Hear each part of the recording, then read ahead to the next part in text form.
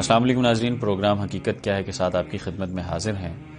ناظرین، 6 ستمبر اور 7 ستمبر ملک پاکستان کی تاریخ کے دو اہم ترین دن ہیں۔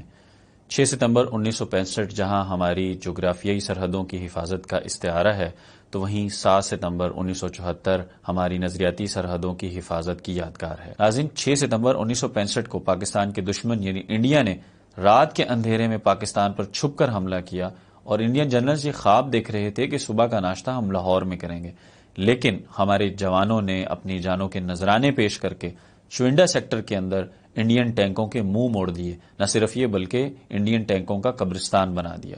ناظرین، اسی طرح قادیانی جو ایمان کے دشمن ہیں اور امت مسلمہ کے 1400 سالہ متفقہ عقیدہ یعنی ختم نبوت اس کے اوپر حملہ آور ہیں اور مسلمانوں کو گمراہ کرنے کی کوشش کرتے ہیں، لیکن امت نے ہمیشہ لازوال قربانیاں دے کر اس عقیدے کی حفاظت کی ہے۔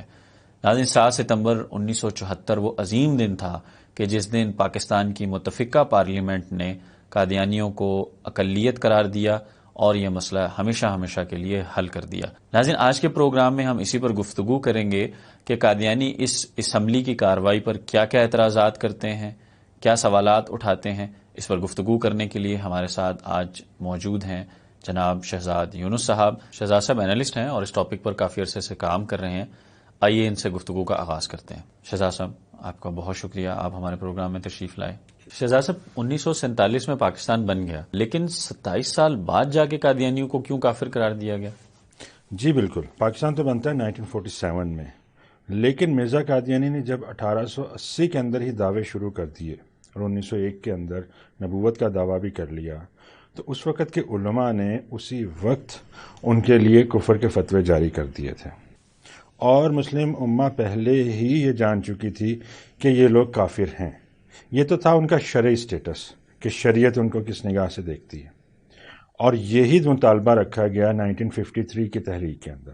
اس کے اندر بھی دو بڑے مطالبے تھے۔ ایک تو یہ تھا کہ ظفر اللہ قادیانی کو اس کے عہدے سے ہٹایا جائے، وہ قادیانی بھی ہے اور پاکستان کا وزیر خارجہ بھی ہے، اور دوسرا بڑا مطالبہ یہ تھا کہ قادیانی کا سٹیٹس کلیئر کیا جائے کہ آیا وہ مسلمان ہیں بھی یا نہیں ہیں۔ تو اس مطالبے کے ساتھ آہستہ آہستہ وقت گزرتا چلا گیا، اور گاہے بگاہے حلقوں کی طرف سے دوبارہ یہ ریکوائرمنٹ سامنے آئی کہ اس سٹیٹس کو کلیئر کیا گیا، لیکن 1953 کے بعد بھی بعض اوقات مطالبہ تو کیا گیا، لیکن کوئی توانا آواز جو ہے وہ سامنے نہیں آئی۔ مگر 74 میں کیا ہوا؟ 74 میں ایک واقعہ رونما ہوتا ہے چناب نگر کے اندر۔ اس کے نتیجے میں پورے پاکستان کے اندر ایک کیمپین چلتی ہے۔ اس کیمپین کے نتیجے میں اس بحث کو لایا گیا پارلیمنٹ کے اندر۔ تب پارلیمنٹ نے اس سٹیٹس کو کلیئر کیا جو کہ بہت پہلے ہو جانا چاہیے تھا، اور یہ متفقہ طور پر قرار دے دیا گیا کہ ان کا اسلام سے کوئی تعلق نہیں۔ شہزاد صاحب، ابھی آپ نے کہا کہ ایک سانحہ رونما ہوا جس کے نتیجے میں کمپین چلی اور ان کا سٹیٹس کلیئر کیا گیا، تو وہ کیا ایسا سانحہ تھا جو کہ ایک اتنی بڑی کمپین کی بنیاد بنا؟ دیکھیے، اس کی ہسٹری تو لمبی ہے، لیکن ہوا یوں تھا کہ ملتان نشتر میڈیکل کالج کے کچھ اسٹوڈنٹس جو ہیں وہ سیر کے لیے جا رہے تھے، اور گاڑی چناب نگر رکتی ہے، اور چناب نگر جب رکتی ہے تو قادیانیوں کا یہ معمول تھا کہ وہ ٹرین کے اندر جا کے اپنا لٹریچر تقسیم کیا کرتے تھے۔ جب ان اسٹوڈنٹس کو انہوں نے اپنا لٹریچر دیا تو ان کے لٹریچر گستاخیوں سے بھرا ہوتا ہے۔ ظاہری بات ہے، وہ مرزا قادیانی کو نبی کہیں گے، اس کی بیوی کو نعوذ باللہ ام المومنین کہیں گے، اور بھی بہت سارے جو اس کے کمپینینز ہیں ان کو وہ صحابی کہتے ہیں، نعوذ باللہ۔ تو ایسی چیزیں مسلمان برداشت نہیں کر سکتا۔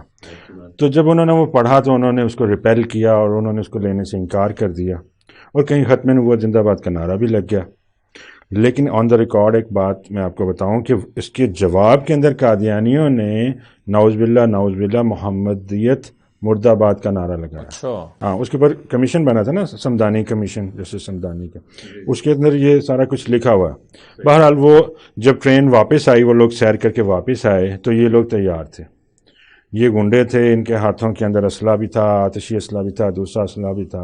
انہوں نے جو ہے وہ بہت زیادہ ظلم کیا، تشدد کیا ان اسٹوڈنٹس کے اوپر۔ جی، ان اسٹوڈنٹس کو بہت مارا، اور جب ان کے اوپر تشدد کیا گیا تو وہ خبر جو ہے پھر وہ پورے پاکستان میں آگ کی طرح پھیلی۔ جی بالکل، اس پر ہم نے ایک ڈاکومنٹری بھی بنائی تھی جس میں ڈاکٹر ارباب عالم جو اس وقت ان اسٹوڈنٹس کو لیڈ کر رہے تھے، تو انہوں نے خود اپنے احوال بتایا کہ کس طریقے سے ان کو ظلم و تشدد کا نشانہ بنایا گیا. اس کا لنک ہم ڈسکرپشن میں ڈال دیں گے. پھر دوبارہ اس کیمپین نے دوبارہ جنم لیا صحیح. اور انہوں نے کہا کہ نیور اگین، انف از انف، ایسا نہیں ہونا چاہیے. اور دوبارہ یہ کہا گیا کہ ان کا سٹیٹس کلیئر کیا جائے، کیونکہ انہوں نے ربوہ کو جو ہے نا وہ اسٹیٹ ود ان اسٹیٹ بنایا ہوا. وہ اس وقت کلوز سٹی تھا، وہاں پہ مسلمان داخل نہیں ہو سکتے اور وہ اپنی منمانی کرتے تھے. وہیں پر انہوں نے یہ غنڈہ گردی کی تھی.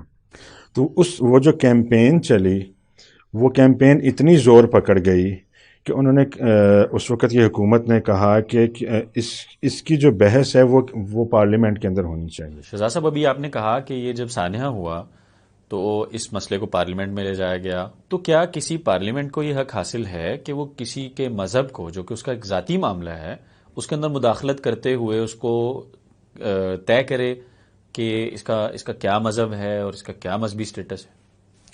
جی ہاں، یہ سوال بہت زیادہ اٹھایا جاتا ہے، نہ صرف قادیانیوں کی طرف سے بھی اور بھی بہت سارے حلقوں کی طرف سے، کہ مذہب جو ہے وہ تو انسان کا پرسنل میٹر ہے نا.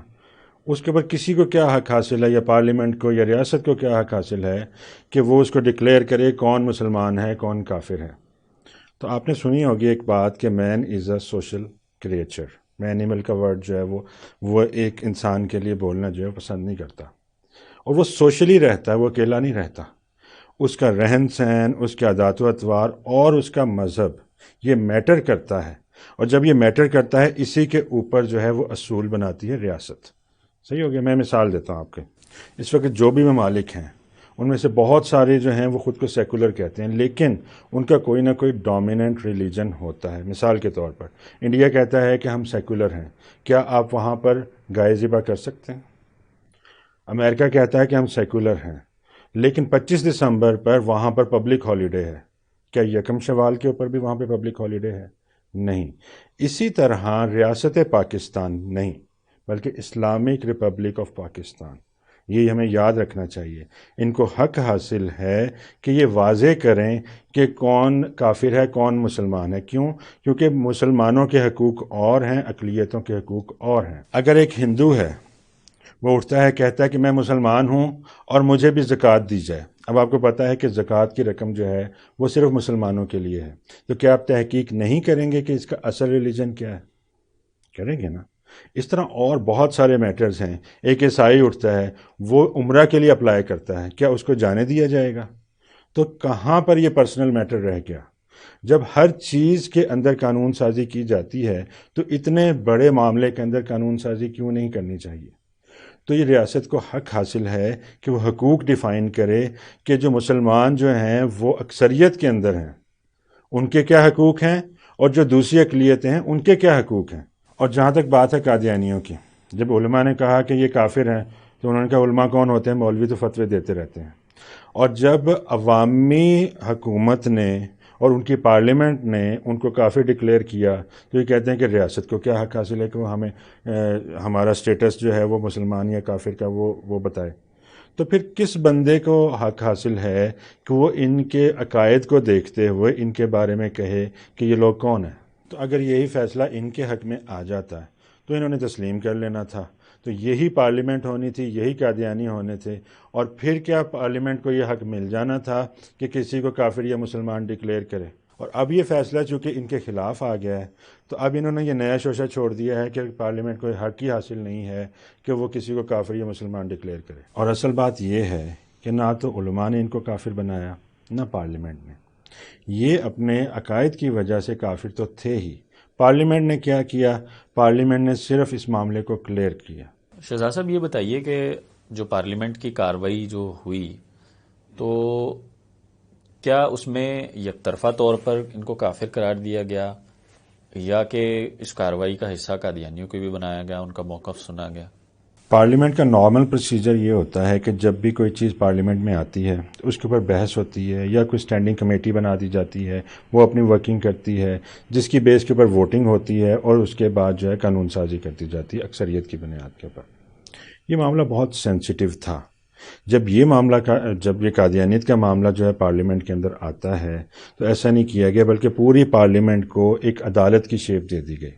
عدالت میں کیا ہوتا ہے کہ عدالت کے اندر گواہ پیش ہوتے ہیں، اور ان کا جو مرزا ناصر جو اس وقت کا ان کا نام نہاد خلیفہ تھا، وہ اپنے وفد کے سمیت جو پارلیمنٹ کے اندر آیا، اس کے اوپر جرا کی گئی، سوال و جواب ہوئے، اور اس سوال و جواب ایک دن 2 دن نہیں چلے، وہ 11 دن ان کے اوپر یہ جو ربوہ والے ہیں، اور 2 دن جو لاہوری گروپ، تو تقریباً یہ 13 دن کی کارروائی ہے. یعنی 13 دن جو ہے پارلیمنٹ نے خاص اسی موضوع کے اوپر بحث کی، اور اس بحث کے نتیجے کے اندر ووٹنگ کروائی گئی، اور پھر اس کے اوپر قانون سازی کی گئی. تو یہ نہیں ہوا کہ یہ کہ جانبدارانہ فیصلہ ہو گیا اور صرف پرائم منسٹر نے یا کیبنٹ نے اس کے اوپر فیصلہ لے لیا گیا، بلکہ ان کی پوری کی پوری بات سنی گئی. مرزا قادیانی کے دعوی نبوت سے لے کر ان کے اسرائیل کے تعلقات اور ہر ایک چیز کو زیر بحث لایا گیا. شہزاد صاحب، کیا یہ بات حقیقت ہے کہ یہ جو 1974 کی اسمبلی کی کارروائی تھی، اس کو خفیہ اور ان کیمرہ رکھا گیا، اور اس کو کیوں رکھا گیا، اس کی کیا وجہ تھی؟ یہ تھا تو ان کیمرہ اجلاس. ان کیمرہ اجلاس ہوتا ہے، اس کے بعد جو اس کی کارروائی جو کہ ساری کی ساری ریکارڈ ہو رہی تھی، اس کو بھی خفیہ کر دیا گیا، ٹاپ سیکریٹ کر دیا گیا. اس کی ریزن یہ ہے کہ اس کے اندر ایسے گستاخانہ عقائد قادیانیوں کے پیش ہوتے ہیں کہ اگر وہ پبلک میں آ جائیں اور پبلک اس کو پڑھ لے تو پھر لا اینڈ آرڈر کی سچویشن پیدا ہو سکتی ہے. کوئی بھی مسلمان برداشت نہیں کرتا کہ نبی کریم صلی اللہ علیہ وسلم کی ذات، انبیاء کی ذات، صحابہ کی ذات اور اہل بیت اطہار جو ہیں ان کے بارے میں کوئی بھی کچھ کہے. شہزاد صاحب، آپ نے کہا کہ اس کو ان کیمرہ رکھا گیا، اس کا ریزن یہ تھا کہ تاکہ لا اینڈ آرڈر کی صورتحال پیدا نہ ہو، جبکہ قادیانی یہ دعویٰ کرتے ہیں کہ اگر اس کارروائی کو پبلک کر دیا جاتا اس ٹائم پہ تو آدھا پاکستان قادیانی ہو جاتا. یہ تو جوک آف دا سینچری ہے جو قادیانی کہتے ہیں کہ آدھا ملک جو ہے وہ قادیانی ہو جانا تھا اگر کوئی اس کارروائی کو پڑھ لے. میرا یہ کویسچن ہے قادیانی، اس میں قادیانی سے کویسچن کرتا ہوں کہ اس وقت کی جو پارلیمنٹ تھی، جو کہ براہ راست اس کو دیکھ رہی تھی، جنہوں نے پڑھنا نہیں تھا، سننا نہیں تھا، ان میں سے کتنے لوگ قادیانی ہوئے؟ پہلا کویسچن تو یہ. دوسری بات یہ ہے کہ 30 سال گزرنے کے بعد یہ پیپلز پارٹی کی جو پچھلی گورنمنٹ تھی، فہمیدہ مرزا اسپیکر تھی، انہوں نے اعلان کیا کہ اس کارروائی کو جو ہے نا پبلک کر دیا جائے، کیونکہ اتنا عرصہ گزر چکا ہے. یہ پبلک کر دی گئی اور اس کو چھاپ بھی دیا گیا. اب یہ عوام کے سامنے آ گئی ہے. اب وہ بتائیں کہ کتنے لوگ اس کو پڑھتے ہیں اور قادیانی ہوتے ہیں. اور ایک اور اہم بات میں آپ کو بتاؤں، وہ یہ کہ اس کو جو چھاپنے والی آرگنائزیشنز ہیں نا، یہ کارروائی کو جو پرنٹ کر رہی ہیں، وہ تحفظ ختم نبوت کی آرگنائزیشنز ہیں. اگر قادیانیوں کے حق میں تھیں تو وہ چھاپتے، وہ دنیا میں پھیلاتے. ٹھیک ہے نا؟ جو ختم نبوت کا کام کر رہی ہیں وہ خود چھاپ رہی ہیں. اور میں ویسے مشورہ دینا چاہوں گا ناظرین کو کہ اس کارروائی کو ضرور پڑھیں.